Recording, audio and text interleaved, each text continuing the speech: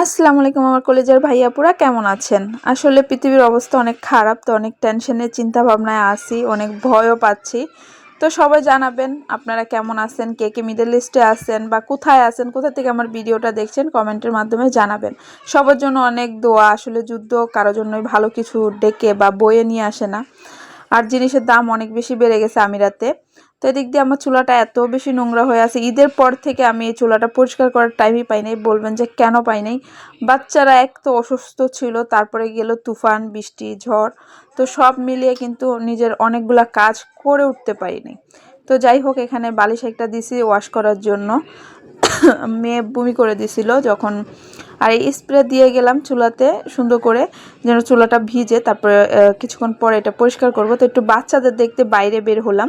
তো সকালবেলা বাচ্চাদের বের করে দিয়েছি, রোদ উঠছে আজকে, বাতাসও বইতেছে। তো ছেলে মেয়েকে একটু বাইর করলাম যে বাইরে একটু খেলাধুলা করো। আর মেয়েকে সোয়েটার পরিয়ে দিয়েছি কারণ ঠান্ডা লেগে আছে বুকে, ছেলেকেও পরিয়ে দিয়েছি, মানে সবাইকেই কাপড় ডাবল ড্রেস পরিয়ে দিছি।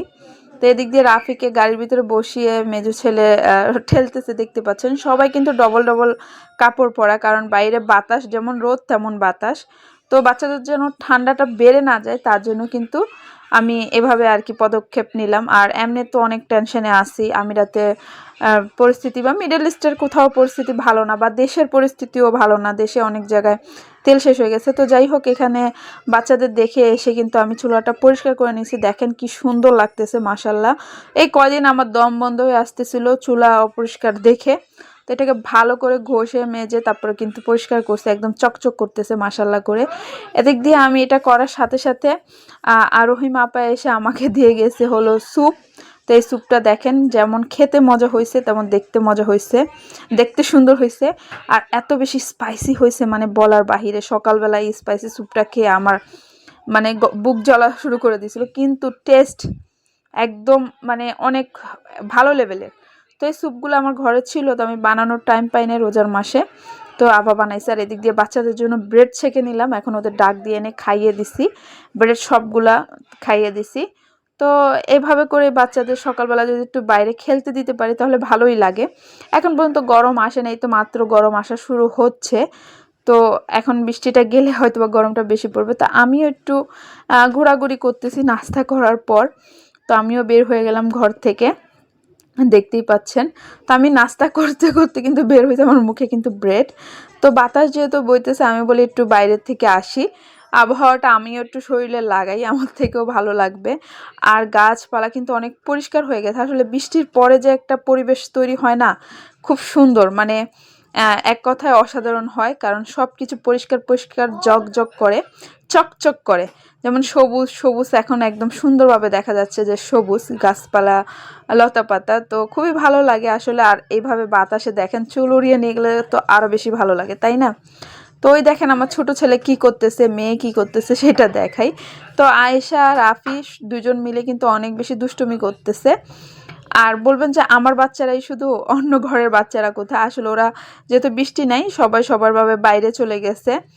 তো তার জন্য শুধু আমার বাচ্চারাই দেখতে পাচ্ছেন। তো কিছুক্ষণ আগে ছিল এক ফ্যামিলির বাচ্চা ছিল। তো আমি মেয়েদের সাথে আমার ছেলে মেয়ের সাথে একটু গান গাইতেছিলাম, দুষ্টুমি করতেছিলাম। আর খুবই ভালো লাগতেছিল, একটা সুন্দর পরিবেশ, অনেক সুন্দর পরিবেশ। আসলে ভাবতেছি যে আমি যদি আমিরাত থেকে চলে যাই সময়গুলো মিস করব। আর আপাকে বলতেছি যে আপা এখন আসি, মনে হয় যে দেশে যাই। আবার যখন দেশে যাব তখন কিন্তু এই দেশটাকে অনেক বেশি মিস করব। এদিক দিয়ে ছেলে জুতা না পরে কি শয়তানি শুরু করছে দেখেন, ফ্লাইবোর্ড নিয়ে নিছে। মানে ও যত আবিজাবি নিয়ে এখন রাফি অনেক বেশি দুষ্টুমি করে। যত বড় হচ্ছে ও দুষ্টুমিটা বেড়েই যাচ্ছে মাশাল্লাহ করে। তো সবাই মাশাল্লাহ বলবেন আর দোয়া করবেন। তো ও অনেক দুষ্টুমি করে, যেটা পায় ওইটা নিয়ে খেলা করা শুরু করে দেয়, যেটা পায় ওইটা নিয়ে খেলা করা শুরু করে দেয়। তো আমি জুতাটা পরে দিচ্ছি যেহেতু নিচে ঠান্ডা ফ্লোর। তো জুতা খুলে তারপরে খেলা শুরু করছে। আর কি বলবো বলেন? তো এরকম আছে, বাচ্চারা এক এক সময় এক এক রকম দুষ্টুমি করে। তো মায়েদের টেক কেয়ার করতে হয়, এটা মায়েদের দায়িত্ব। তো আপনাদের বাচ্চারা কিরকম করে অবশ্যই কমেন্ট করে জানাবেন। আস্তে আস্তে ওরা যদি বড় হয়ে যায়, আর 2টা বছর গেলে হয়তো আমি রিল্যাক্স হব একটু, মানে এই টেনশনটা অথচ মাথা থেকে যাবে যে না, ওরা একটু বুঝে শুনেও যেখানে চলবে। দেখেন এটাকে আমি রেখে দিছি, আবারও কিন্তু রিপিট এই ফ্লাইবোর্ডটা আবার নিছে।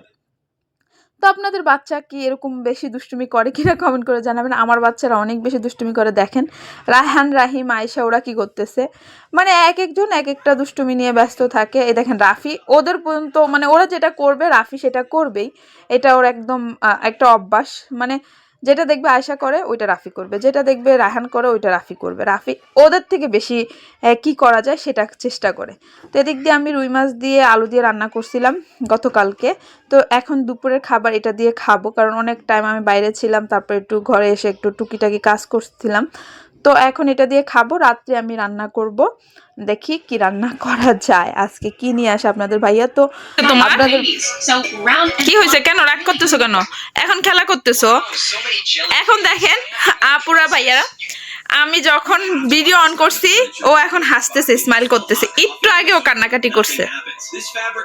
কেন কান্না করছো বলো আম্মুরে, বলো কেন কান্না করছো? এটা তুমি এটা কি করবা? You have to buy this kind of furniture when you go to Dubai. If you spill এটা দিয়ে কি করবা? Nothing happens. This fabric is designed to be waterproof and stain resistant. Even juice and water won't leave a mark. Here's the problem. Like this খেলবা? আরে বাবা ও দড়ি খেলতেছে। মাশাআল্লাহ আমার মাম্মু। একটা হাই ফাই দাও। ওকে একটু জনি জনি বলো। হাই ফাই দিয়া। Nothing happens. This fabric is designed to বলো জনি জনি। রাহান তুমি হেল্প করো। ওইখানে দাঁড়াও, সুন্দরভাবে দাঁড়াও। দাঁড়ায় বলো সুন্দরভাবে। হ্যাঁ।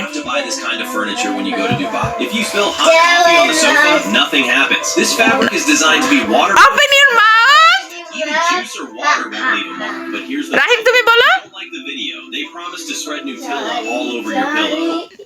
ওকে এই যে আরেকজন আমার ঘুমাচ্ছে, দেখেন এই দেখেন লোল পড়তেছে। ওরা যদি এখন একটু আমি নাড়া দেই, আর এই দেখেন আমার বাচ্চার অ্যালার্জি, আগে যে আপনারা দেখছেন এই অ্যালার্জিগুলো আবার আসছে, দেখছেন অ্যালার্জিগুলো আবার মানে আসছে।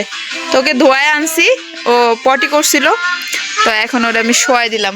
এখন এখানে কাপড় একটা দিয়ে দিব, একটা ব্ল্যাঙ্কেট দিয়ে দিই। এই তো ব্ল্যাঙ্কেট দিয়ে দিচ্ছি। হ্যাঁ হ্যাঁ হ্যাঁ ঘুমা ছোট।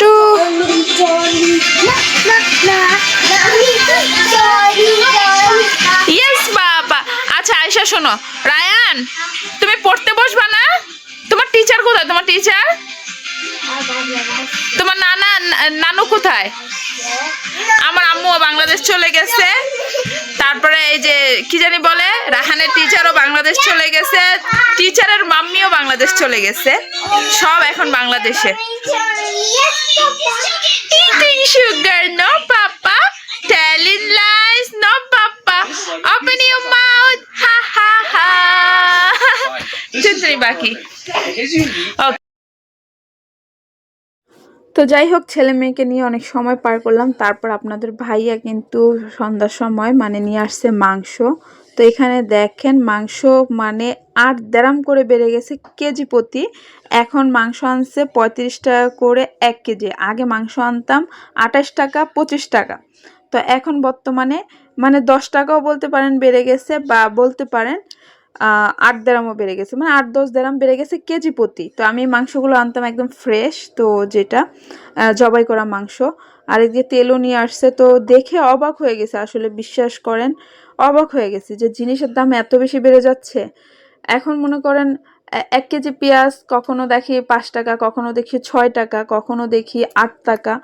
মানে এগুলো দেখলে অবাক হয়ে যায় যে পেঁয়াজ আমরা 1.5 টাকা 1 টাকা কেজি করে আমরা কিনছি, মানে দেরাম করে 1 দেরাম করে কিনছি, 1.5 দেরাম করে কিনছি। এখন সময় যত যাচ্ছে জিনিসের দাম কিন্তু তেমনই বেশি বেড়ে যাচ্ছে, মানে অনেক বেশি বেড়ে যাচ্ছে জিনিসের দাম। তো ভাবছি যে এই দেশে থাকবো না দেশে চলে যাব, বুঝে উঠতে পারছি না আসলে, যেটা সত্যি কথা। আর অনেকের কাজকর্ম বন্ধ হয়ে যাচ্ছে, আবার অনেকের কাজ চলতেছে, আসলে পরিস্থিতি হিসাব করে সব কিছু আর কি। তো যাই হোক, এটাই দোয়া করব, সবাই দোয়া করবেন যে যেখানে আছেন যেন পরিস্থিতি স্বাভাবিক হয়। নিজের দেশের জন্য অনেক মায়া লাগে, যেমন তেল গ্যাস শেষ হয়ে গেছে। অনেকে আপনারা কিন্তু একটা কাজ করতে পারেন, যারা আছেন আপনারা কিছু রেশন উঠিয়ে রাখতে পারেন, যে যতটুকু সামর্থ্য আছে যেতটুকু রাখতে পারেন। তারপরে ঢাকা শহরে একটু মানে লার্কি এগুলো জমিয়ে রাখতে পারেন, কিছু খাবার দাবার। তো সমস্যা হবে না তেমন, পেট্রোলটা একটু বেশি সমস্যা হয়ে যাচ্ছে আসলে। পেট্রোলের জন্য অনেক সমস্যা হচ্ছে দেশে, আমি যেটা দেখতেছি বা জানি বা শুনতেছি। তো আসলে কিছু করার নাই, শুধু আল্লাহ আল্লাহ। আর আমি যেটা মানে ভাবতেছি বা অনেকে বলতেছে যে হয়তোবা পৃথিবী 50 বছর পিছে চলে যাবে, মানে 50 বছর পিছে, মানে আগে যেই উন্নতটা হয়েছে যদি এভাবে যুদ্ধ চলতে থাকে তাহলে পৃথিবী প্রায় 50 বছরের মতো পিছে মানে চলে যাবে, আগের মতো জীবন যাপন করতে হবে। আসলে এটা ভেবে মানে বলে বোঝানো যাবে না আসলে। তো যাই হোক, সবাই